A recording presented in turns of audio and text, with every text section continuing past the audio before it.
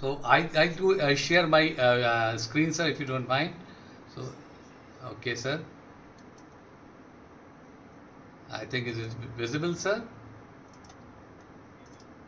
Perfectly. Okay. So this is such a wonderful conference, and I was listening all the great speakers here, right? And they have really added lot of the glory in this. So my gratitude to all the great speakers, and also to Professor Shweta for very well organizing International Conference on SDG Agenda 2030.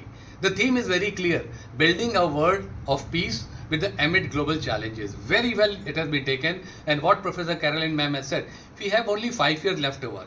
Actually, we see that we see 1st of January 2030, we have only 4 years left over. So we have to do the preparation in advance, which is very, very important. This is a beautiful picture where say our lives is in your hand. It is in your hand as well. Why it has been shown? Because it's a community which has to be taken care, and it is really required by everybody, all of us. So what are the current obstacles to the lasting peace? We are talking about the peace. I have just noted down a couple of the things which are very important. One is the conflicts, and we know that ongoing wars and the territorial disputes destabilizing the entire regions. What is happening in the different part of the country, and even our country as well. Second is what just now Dr. Sharma has said about inequality. So economic disparities lead to the social unrest and the divisions which is there, which is another very, very important part. Climate change, one of the member has spoken about the climate change, which is the environmental degradation, aggravates the resource scarcity, which is again very important. Then I like to add it here, the migration. Forced displacement is happening there, which is creating the tensions in host communities, right? And it is very, very common because it is happening across the globe. Pandemics, we have seen COVID-19, we have seen lot many things are there. So the health crisis disrupts societies, economics, leading to the conflict which is there. These are the current obstacles are there which is making a difference. So by us understanding the basic root cause of these challenges, we can work effectively toward the solution that promotes lasting peace and unity. My slides are moving, sir. Can you just tell? It is coming, current obstacle to lasting peace, right? Next slide has come. Okay, right. Thank you. So, let us talk about the peace which Professor Caroline Ma'am and you have taken. Promoting justice and equality. To achieve the peaceful societies, it requires a strong institution that uphold the justice of the human right. An institution is not the university and the college. It's all across. Inclusive governance, which is again very, very important. And also ensuring no one is left behind to pursuit of the SDG, which is start from 1 to 70, which is the SDG goals are there. Total SDGs has to be taken care. Then no poverty. Madam Caroline has already spoken about the food part, right? The goal number 1, no poverty. And it is a very big statement, but this statement has to be made very true, because that is going to ensure the peace globally. Just now our chief guest spoken about the African countries, how the food is very important. She has touched the point very clearly. Then recently Dr. Sharma has spoken about the reduced inequalities, the data which she has shown about it, because if we will reduce the inequalities, we will promote the social cohesion, and which are going to strengthen the community bonds, which is important because this is missing. And again, taking the example of the Caroline Ma'am, climate action, which you said about it, environment and the climate, which is again very important, Caroline Ma'am. Really, you have touched the fulcrum of the peace, right? Because that is really required to ensure the global stability.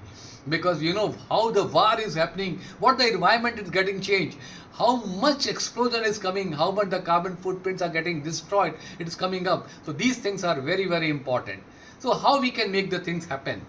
Community engagement, building the connections that through active participation, which is really important to ensure the unity.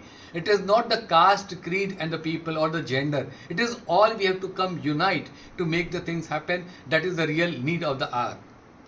Second is inclusive education. Again, Raja Rao sir and Caroline ma'am, you have again touched about the education part, where you are building such a sustainable way, and lot many educators are here. We are listening from there, because it is very important, because with this we can empower the individuals with the knowledge. Because when we talk about the knowledge, it gives you the wisdom, and wisdom is today's required in the today's world of AI.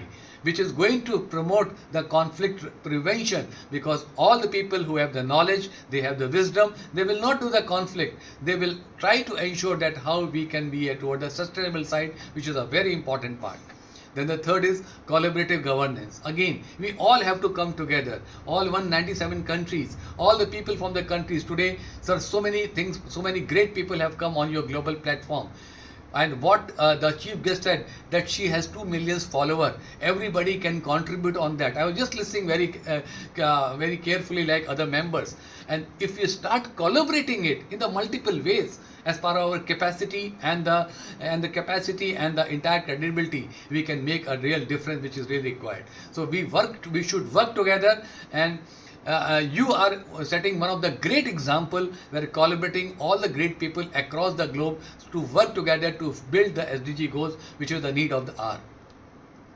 And again, building partnership for the global peace, right? Today we have all the global speakers across the globe. So unite the governments, which is one of the very important part.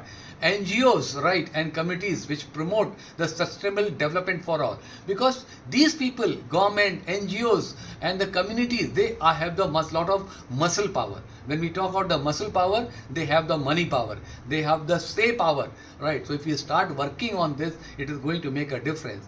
Shared responsibilities by the nation, and again how the nation can build it, which is again very important, leading to the collective action through the education, through helping the people to take care for the things, to take care for the climate part. This is the way that we can help in the way to empower the marginalized communities, right? Still so many 36% of the people, they are coming in the marginalized communities.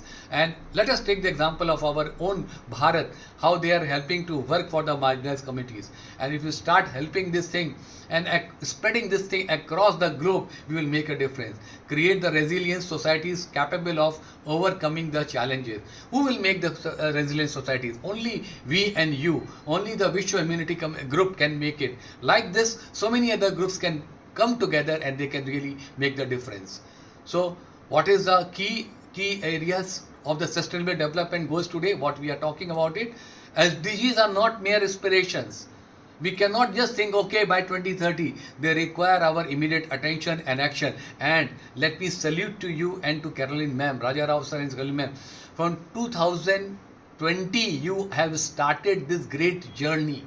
And you are doing it, so my salutations to you, that what a wonderful way you have taken it. Really, really, my gratitude to you, right? And collective responsibility. You have proven on this platform that yes, you are not only one identity, you are the globe in front of you, and you are able to pull the people, you are able to request the people that they should come on your platform and you should share the responsibility.